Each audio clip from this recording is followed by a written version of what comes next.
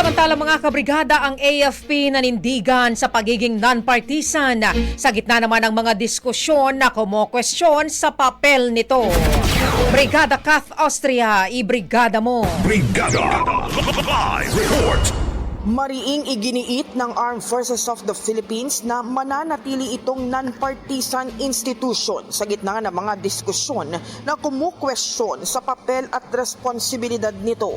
Sa isang pahayag, pinigang diin ng AFP ang kanilang dedikasyon sa pagtatanggol sa konstitusyon at demokrasya, kasabay ng pagpapaalala na malinaw na nakasaad sa 1987 Constitution na ipinagbabawal sa mga sundalo ang makialam sa anumang usaping pampolitika.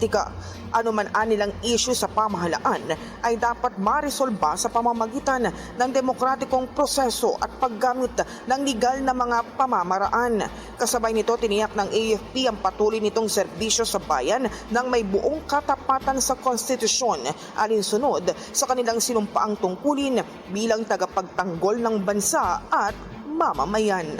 In the heart of changing lives, ako si Brigada Kath Austria ng 105.1 Brigada News sa Manila, The Music and News Authority. Bago Brigada Balita Nationwide. Brigada Balita Nationwide. Ang bahaging ito ay hatid sa atin ng Yummyvit ES2 Oral Drops. Simulang tuparin ang pangarap ng iyong anak. And stunting now,